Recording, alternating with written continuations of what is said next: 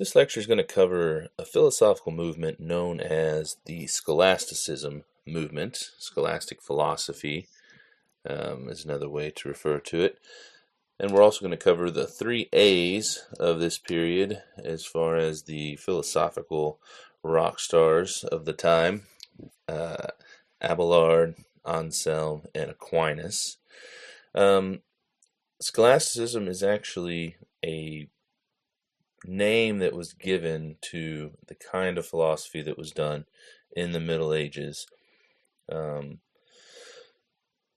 name scholasticism actually has to do with, really, if you were to give it another name, we'd say it was the philosophy of the schools. And by the schools, we mean basically the religious Catholic institutions that really were the only forms of educating people throughout that period of time. The term itself was invented by the critics of scholasticism, given to them by the humanists later on in the 16th century. There was quite a break from that kind of philosophy when we come into the Reformation, when you have the beginning of the modern era, the way philosophy was done, the way the dogmas of the church were actually challenged. Scholasticism was a way of actually reconciling faith and philosophy, but always doing it kind of within the boundaries of whatever Catholic tradition said, whatever the dogma said. So, the humanists would actually push back against that idea, and they kind of believed there was this arid intellectualism of the scholastics that they were caught up on terminology that didn't really have a purpose. And the core of scholasticism, though, was this dialectic, but not the kind of dialectic we would find with the Greeks, where they would work towards rationale. Oftentimes the scholastics were guilty of arguing just for the sake of arguing, so they may sit around and debate for hours on end about how many angels could fit on the head of a pin. But again, that sort of inquiry, that sort of dialectic, doesn't really amount to much. But the word dialectic, don't let that hang you up if you don't know what that means, but that's really just the process of asking questions until arriving at a rational conclusion. But so the humanists criticized the scholastics, said they were legal, maybe logical, like trying to be over rational on issues, but doing it at the expense of genuine moral and ethical problems. So many would say the scholastics were caught up in frivolous debate. In truth, the thought of the schoolmen, the scholastics, actually did possess a variety of depth. And so I think kind of with the push of modernism, secularism, atheism, even if you will, to push back against that kind of philosophy because it was religious in nature and kind of an attempt to reconcile faith and reason. There was kind of a pushback in the modern era, but we can't just say that it was all for naught. They actually did have some important philosophical developments in the period. But the scholastics would engage in debating complex and moral and intellectual issues in ways that were far from arid, and they did deal with some realistic considerations. So the accusation that they were useless is kind of extreme.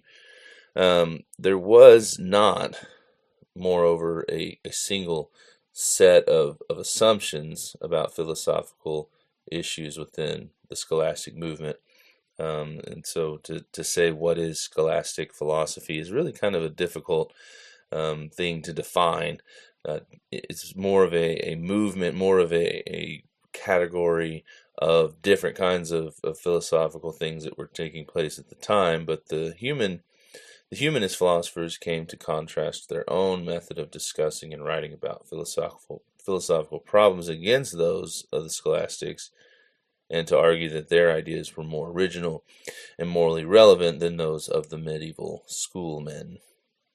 At the same time, the humanist thinkers were often indebted to those ideas of the scholastics, and the gulf that separated the two movements was less profound than many humanists often imagine. But ironically, there has been kind of even in culture, we see some evidence that the attitude toward scholasticism was that it was silly. In fact, if you've ever seen a dunce hat, I don't know, you don't probably hear much of that in today or see it in cartoons, but it used to be that if a child or somebody was in trouble, then they would have to sit in the corner and they would wear a dunce hat, and that was like a cone-shaped hat on the top of their head.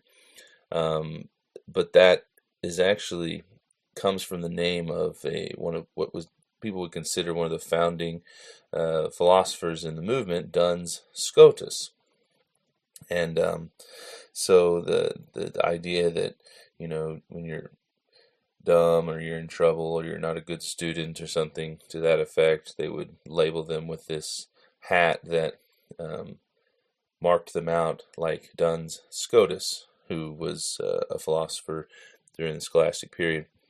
Also, people, because of the view that scholastics had concerning the metaphysics, the nature and essence of things, and the power of substance, to manifest itself in physical things, the power of spiritual things to manifest themselves. And for example, transubstantiation in the Catholic tradition is that belief that the bread actually becomes the physical body of Christ, and the blood actually becomes the physical blood of Christ.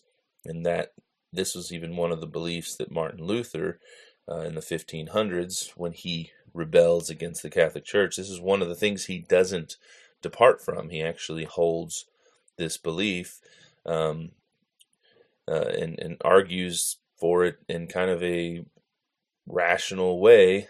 He has a way of defending himself, but he was an Augustinian monk, and he would have kind of come out of this scholastic philosophy tradition himself, so it kind of makes sense. But the term hocus pocus, if you've ever heard that, is actually another jab at the scholastics, based on a Latin Vulgate translation of Matthew 28:26, which says hoc est corpus meum at the Last Supper, which means this is my body, referring to the bread, right? So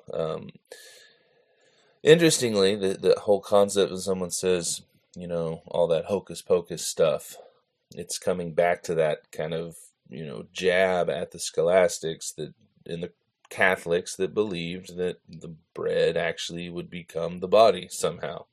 And so anyway, those are two examples of how there's been a negative light cast on the scholastic movement, even ways that have found its way into popular culture and expressions that we have.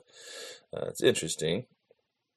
But scholasticism did first develop in the schools that were attached to the European cathedrals in the 12th century. So by 1200, the most successful of these schools emerged as universities.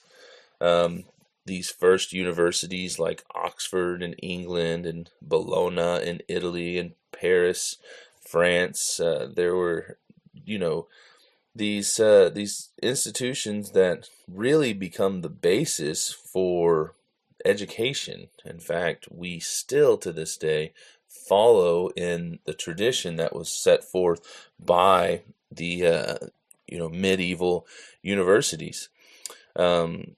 So while we may think, some may say, well, what did Christianity or Catholicism ever do for the world?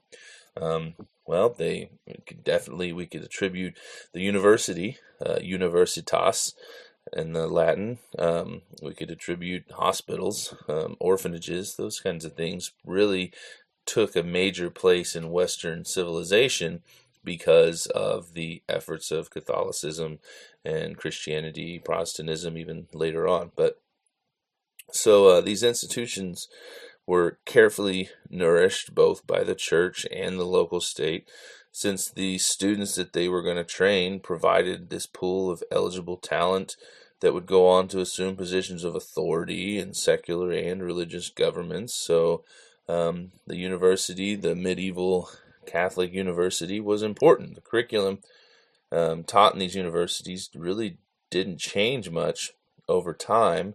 In fact, again, to give you kind of an idea of a throwback to this liberal arts tradition, the artes liberales, that we follow this kind of arts-based education. If you're earning a 2-year degree in the arts, no matter where you're going from here, there's that idea that we need the foundation in the arts. So the curriculum hasn't really changed, over the years, honestly, and even through the medieval period, it didn't change much.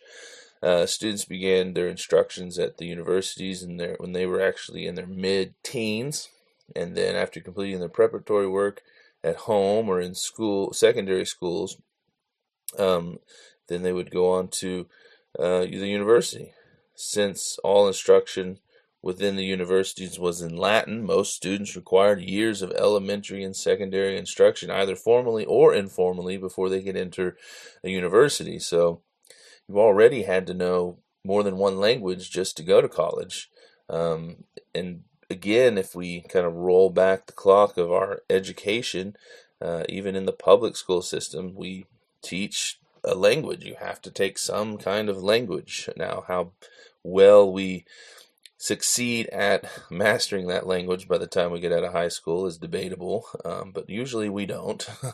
But anyway, so the concept here in the medieval university was that Latin was the language of the church, and that the instruction was based on the church's rule and regulation and education format, and so they taught in Latin. If you didn't know Latin, you couldn't go to college. So the course of primary and secondary education did differ from place to place, as did the many number of schools available. Sometimes there was enough to educate, and sometimes there was not. Unfortunately, the education was limited to boys. There were a few notable exceptions of talented young women who attended universities in the Middle Ages, but for the most part, women were prohibited from taking degrees. They didn't get to go to college. I'd say that's one great feat that we have overcome. Maybe we have some things we could throw back to the model they set for us, but thankfully, we don't have that same issue today. And as a rule, women received no instruction in Latin, so that in all but extraordinary cases, this prevented them from pursuing higher education. Before a student entered the university, they needed a basic knowledge of the 7 liberal arts. The trivium and the quadrivium are 3 for trivium, tri, quad for 4, right? Together equals 7, so that's how we have the 7 liberal arts. But the trivium consists of rhetoric, grammar, and logic, and the quadrivium consists of astronomy, geometry, arithmetic, and music. So a university's curriculum was more systematic, though, and during the 4 or 5 years a student was enrolled in the Bachelor of Arts curriculum, he was expected to master logic and other tools of the scholastic method. At the end of the course, a student usually took the degree. The 14th and 15th centuries were a great period in the expansion of the university education throughout Europe. University education was still a rare thing, but universities spread, and there was actually kind of an explosion through almost every era and to this day, we see this kind of increase. But in 1300, there were only 23 universities. During the 14th century, an additional 22 were founded. In the 15th century, 34 new institutions appeared. This growth was strong in Germany, Eastern Europe, and Spain. In fact, one of the earliest universities in the world, and well, I think it would be the second oldest, but longest continually running university would be in Salamanca, Spain, and I think they started in 1100. Anyway, so interesting places you can actually visit in the earth today that are still in operation from this period. So, as new universities appeared throughout the continent, the number of individual colleges within these institutions also grew as nobles, wealthy burghers, kings, and princes moved to endow new schools within the framework of existing universities. We saw this great interest take place in society. Medieval universities specialized, as universities do today, in particular areas of expertise, depending on where one wanted to go. You may have found yourself in, Paris, France, studying theology. In Bologna, you may have studied legal studies, law. Salerno in Sicily was Europe's first medical school. As university specialization increased in Europe, at the end of the Middle Ages, a new kind of itinerant scholar appeared. Many 14th and 15th century students migrated from university to university, spending only a year or two in each place before taking the Bachelor of Arts at one institution. This way they would get like a thorough education. So spend a year studying theology in France, and spend a year studying law over here in Bologna, and then have a well-rounded education in the end. Let's see. So, for those that desired, more education, the Master of Arts could be attained. The doctoral degree, which usually required about another 7 or 8 years to complete, not too terribly different than the model we follow today. So, that's a little bit about the scholastic movement, the medieval university, the education system. So now I want to talk about Abelard. Peter Abelard, very important figure. I think he is most well known for his relationship that he has, as you have seen in your book, so I'm not going to talk about that as much.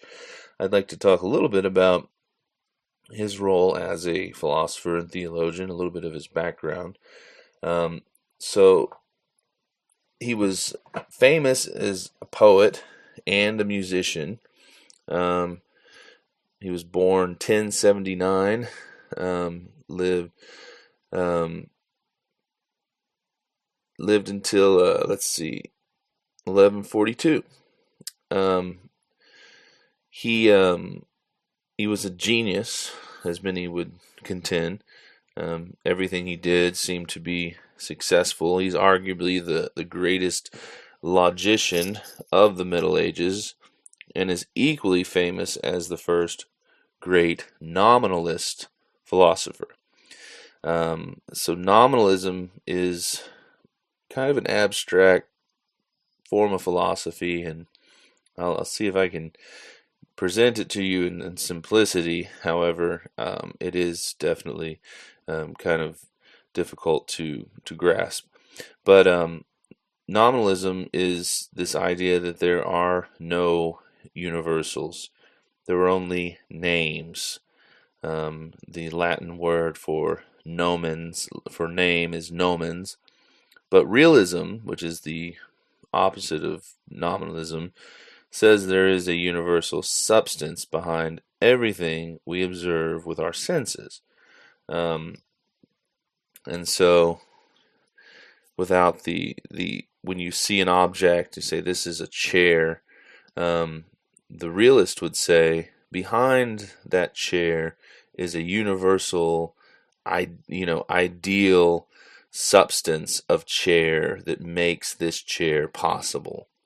The nominalists will say, no, that's not true. This is just something we've named a chair.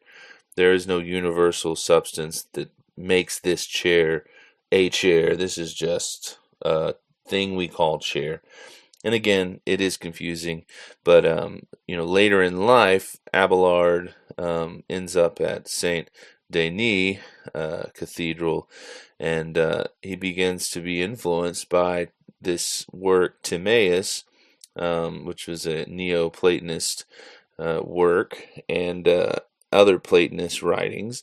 It would seem that he begins to kind of move from nominalism towards more of a realist. The article that you are going to read this week deals with the metaphysics of the Gothic cathedral, that there was more, that there was design, intentional design in the architecture that was meant to communicate and represent that which was in the spiritual realm.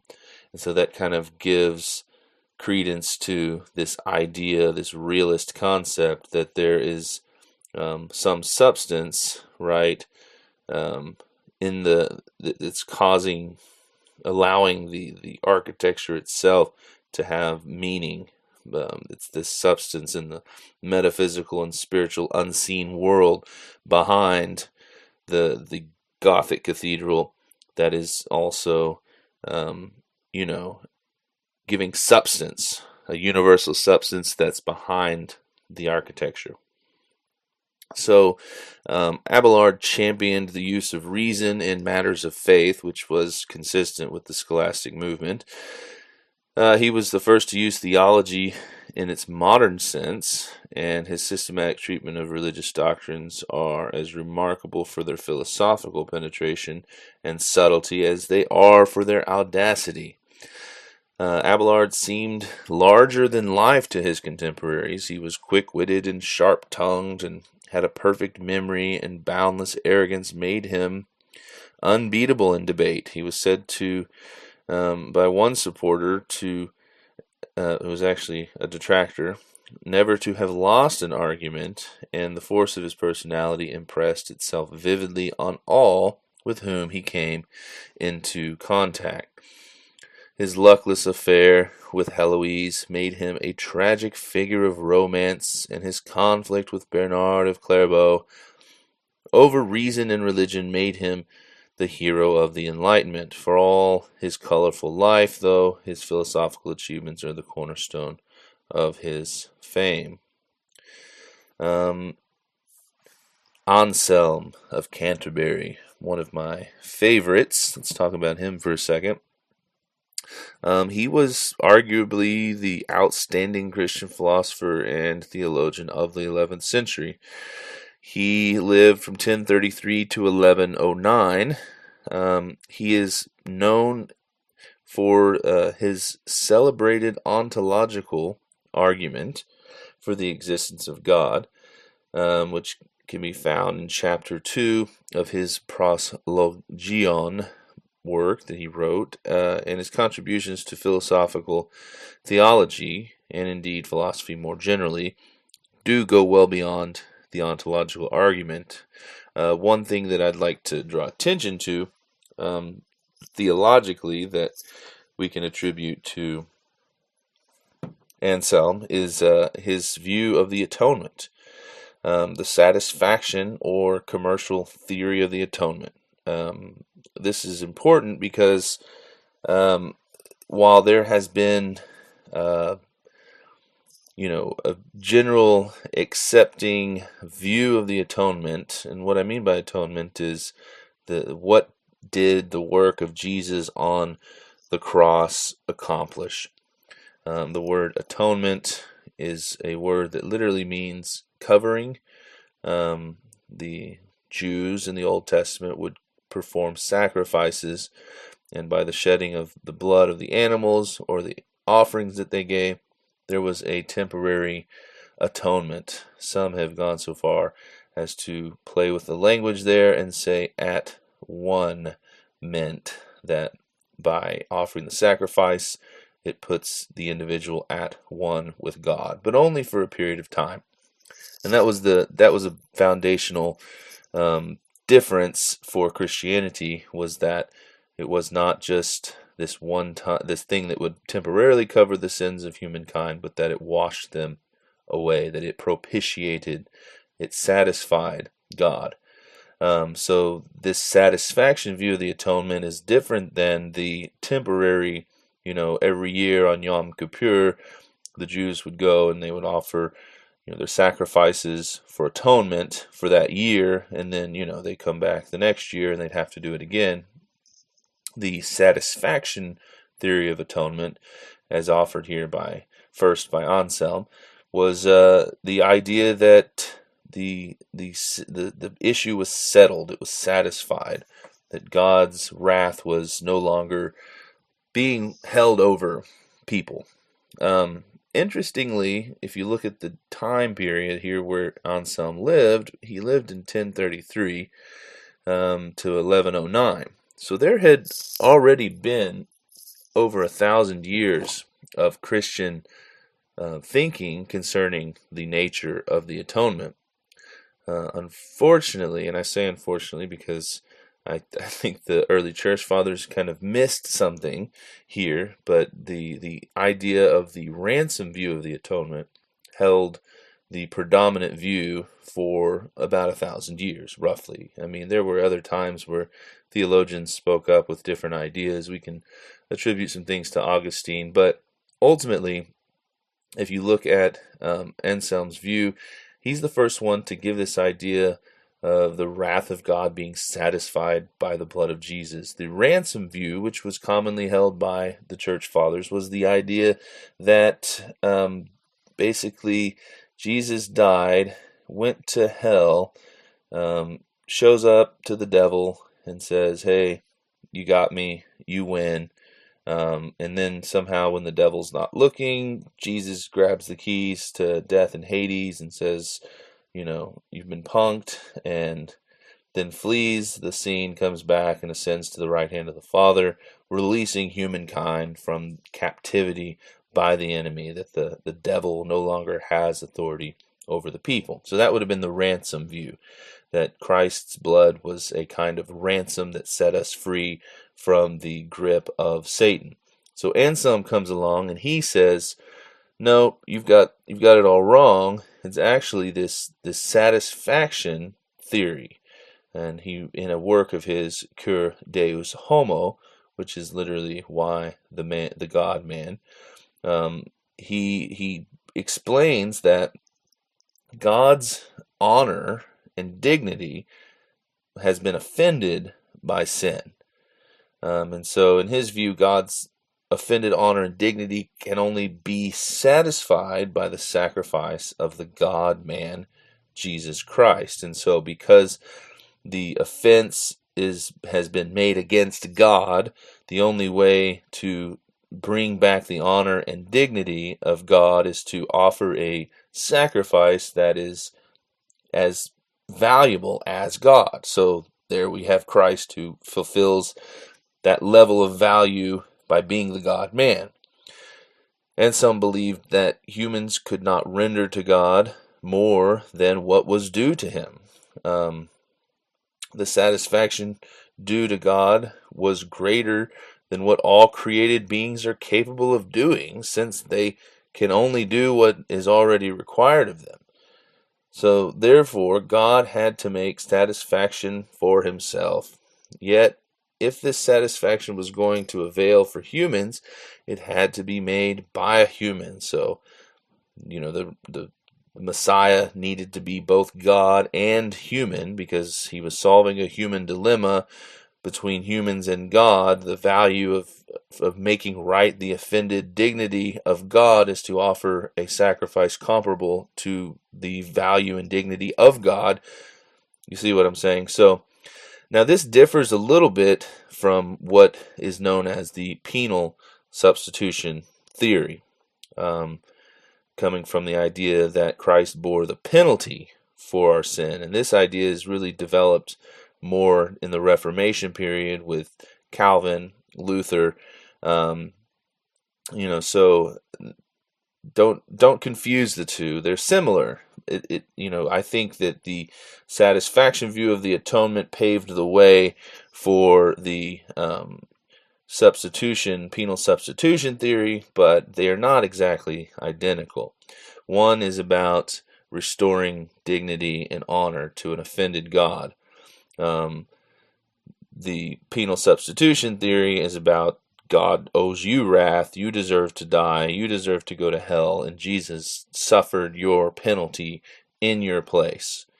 Some may say, is it, either or both and? I think you can rationally reconcile both theories and kind of have a satisfaction/penal substitution view of the atonement.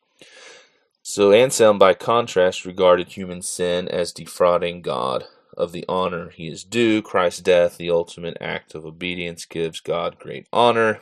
As this was beyond the call of duty for Christ, it is more honor than he was obliged to give. Christ's surplus can therefore repay our deficit. Hence, Christ's death is substitutionary in this sense. He pays the honor instead of us. But that substitution is not penal. His death pays our honor, not our penalty. So a little bit about Anselm's ontological argument.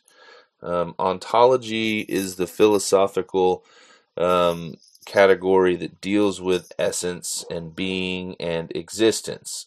So this is an argument that is theological in its agenda, but philosophical in its method, in that this is the way Anselm argues that God exists, using logic. He actually deals with contradiction. So here it goes. Basically, and let me say before I go there that Anselm's ontological argument was the first of its kind to be offered a rational, logical explanation for the existence of God, and has been the topic of, debate and further development over the course of philosophy. So, since then. So here's the ontological argument. Basically, by definition, this is what Anselm says, God is a being than which none greater can be imagined. Let me say that again.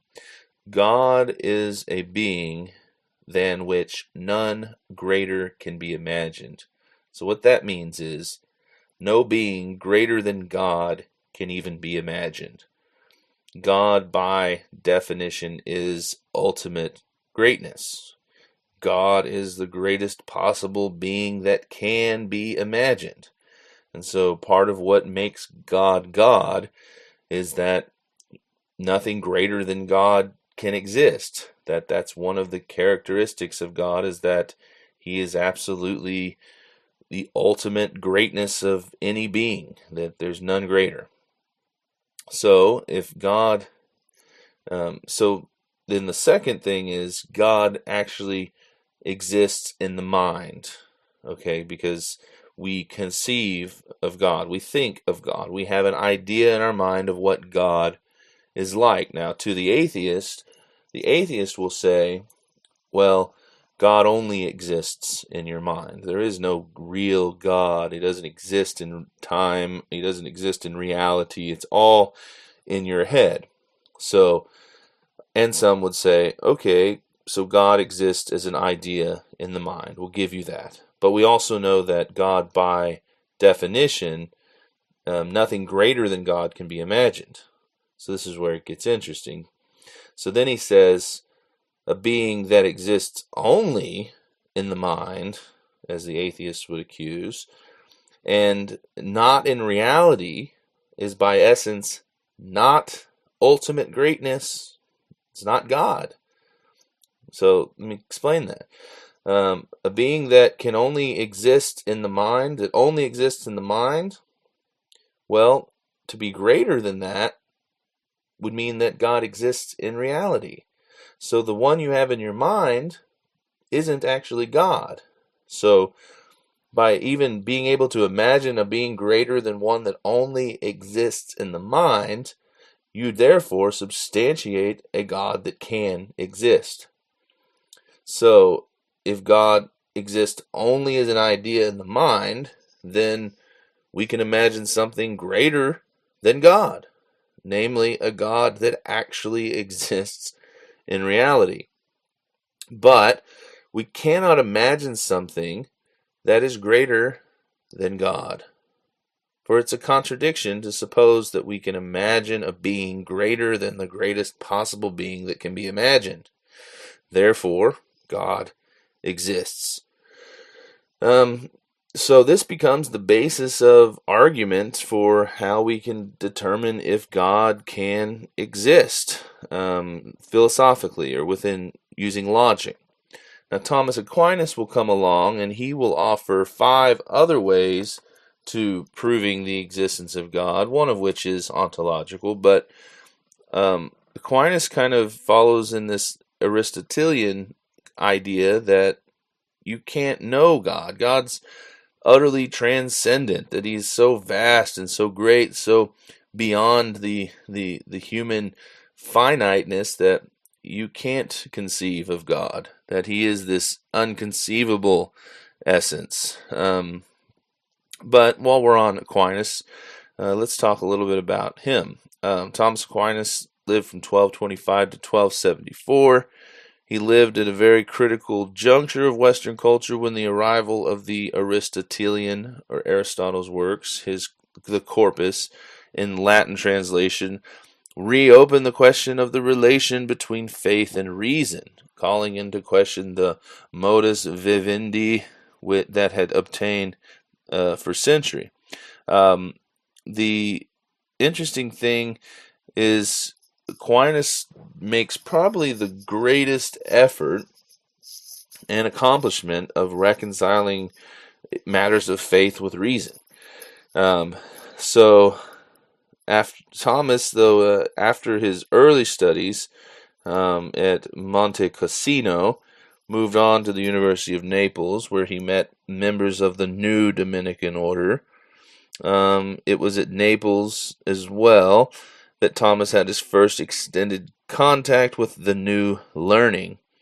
When he joined the Dominican order, he went north to study with Albertus Magnus, author of a paraphrase of the Aristotelian corpus. And so he got close to the action when it came to the philosophy of Aristotle. Thomas completed his studies at the University of Paris, which had been formed out of the monastic schools on the left bank and the cathedral school at Notre Dame. In 2 stints as a regent master, Thomas defended the mendicant orders, friars, monks, and of greater historical significance, countered both the Avaristic interpretations of Aristotle and the Franciscan tendency to reject Greek philosophy.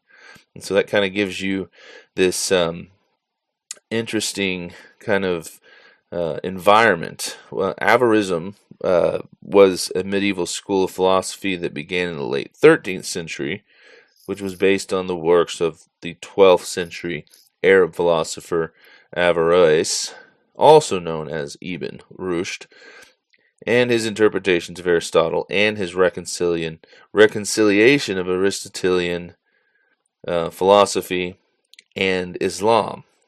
So this would been kind of the environment by which Thomas Aquinas came out of.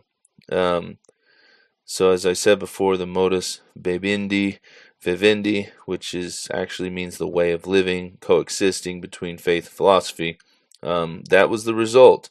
And it survived until the rise of what would later be called the New Physics. The Catholic Church was over the centuries regularly and consistently reaffirming the central importance of Aquinas' work, both theological and philosophical, for understanding its teachings concerning the Christian revelation and his close textual commentaries on Aristotle represent a cultural resource which is now receiving increased recognition. In fact, you can go to some Catholic universities still in existence to this day and get a PhD in philosophy where you will study from the Thomist perspective, the only approaching philosophy in the way and manner by which Thomas Aquinas did. Anyway, so I told you before that I'd give you 5 ways, the 5 ways, the 5 arguments for the existence of God. So let me give those to you. The first one is the argument from motion.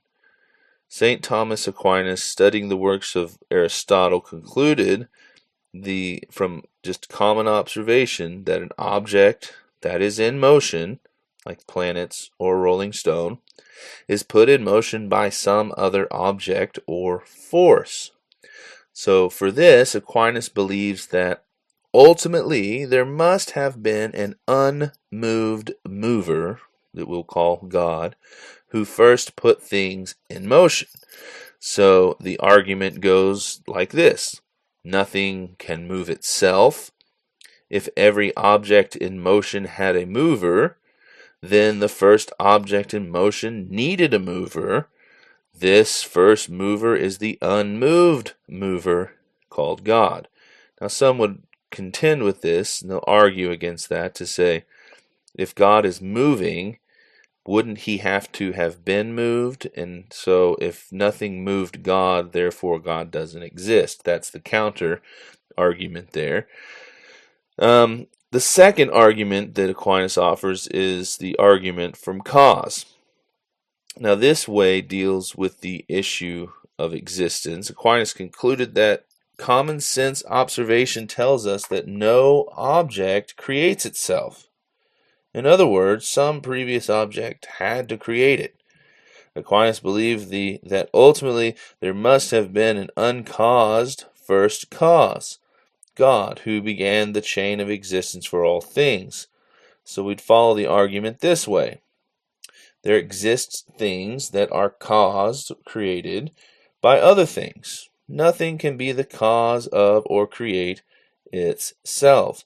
There cannot be an endless string of objects causing other objects to exist.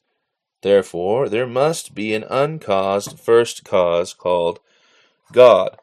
Now, there's one, thing here that many will argue is that how we don't spend much. You're already bringing some presuppositions to the argument to believe that God is eternal and uncreated, which opens up a whole new realm of philosophical quandaries for some people. So, but that would be here his argument of cause, that because things are caused or created, there must be some sort of creator, and that creator is the uncreated the uncaused cause.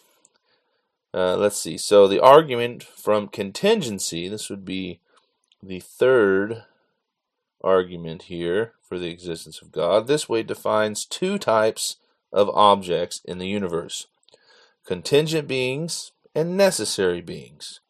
Now, a contingent being is an object that cannot exist without a necessary being causing its existence, meaning its existence is contingent on being created by something else. So Aquinas believed that the existence of contingent things would ultimately necessitate a being which must exist for all of the contingent beings to exist. This being, called a necessary being, is what we call God. So basically, we need God to create us because we're contingent. All things that are created must have a creator. So some things in the universe are capable of existing and not existing. Anything capable of both existing and not existing goes out of existence at some point. If all things were capable of not existing, Then there was a time when nothing existed.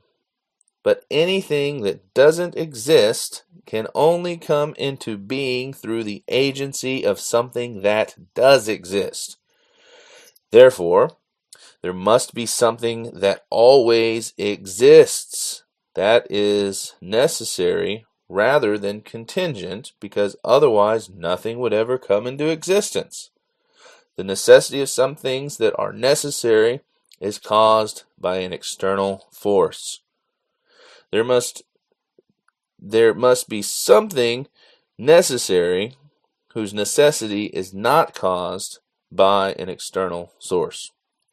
And so here's the foundational statement here. God is the only being that is capable of being necessary in itself, of being the cause of the necessity and existence of all other beings. Basically, to sum it up, we are contingent, or we're necessary. We're beings that need to be created. That our existence is contingent on something creating us. However, a quality of that creating force is that it need not have needed to have been created itself. So the eternal God is necessary, meaning it doesn't need to be created. It creates the creation, which is contingent on the fact that it needs to be created. That's really confusing, and so I'm sorry. But just to sum it all up, God's the only being capable of being necessary, meaning doesn't need to be created. And so all other things are contingent, meaning we need that necessary, in itself, not created, eternally existing force to be our creator. Okay, that one's a little more difficult to explain, but hopefully I didn't lose you. So the argument from perfection, which is likewise ontological, as Anselm's argument was ontological, St. Thomas formulated this way from a very interesting observation about the qualities of things. For example, one may say that of two marble sculptures, one is more beautiful than the other. So for these two objects, one has a greater degree of beauty than the next. This is referred to as degrees or gradation of quality. From this fact, Aquinas concluded that for any given quality, like for example, goodness, beauty, knowledge, there must be a perfect standard by which all such qualities are measured. These perfections are contained in God. So here's the 4 points of this argument. Objects have properties to greater or lesser extent. So we know that. Everything's got a property. So and if an object, number 2, if an object has a property to a lesser extent, then there exists some other object that has the property to the maximum possible degree. So there is, number 3, an entity that has all properties to the maximum possible degree. And so this would have to be God. And so because objects have greater and lesser properties, if an object has a lesser property, then it tells us there must be a greater.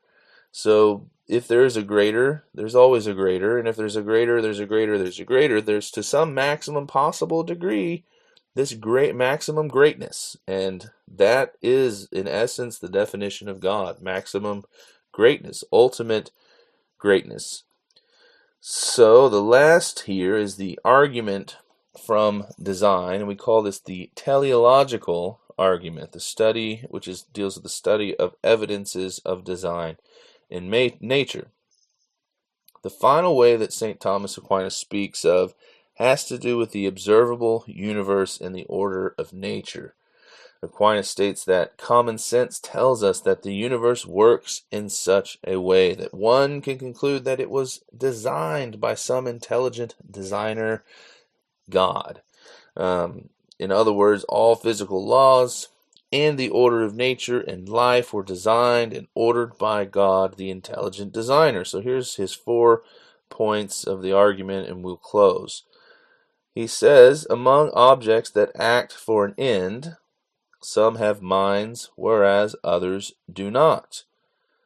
An object that acts for an end, but does not itself have a mind, must have been created by a being that has a mind.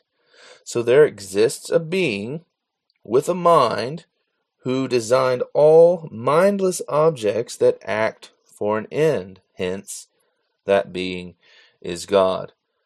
So basically, because we can see design, we can see the mind at work, there has to have been some sort of creative mind force behind all things that were created. So if we can recognize the design, if we can see that there's order, then we can believe that all of these things that came into being would have been at the hand of one that had a mind, an intelligence, some sort of creative designing force.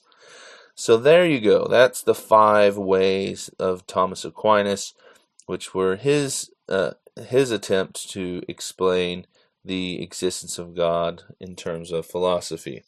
So we'll bring this lecture now to a close. That was a discussion on scholasticism, a little bit on Abelard, a little bit on Anselm's philosophy and his theology, and a little bit on Thomas Aquinas.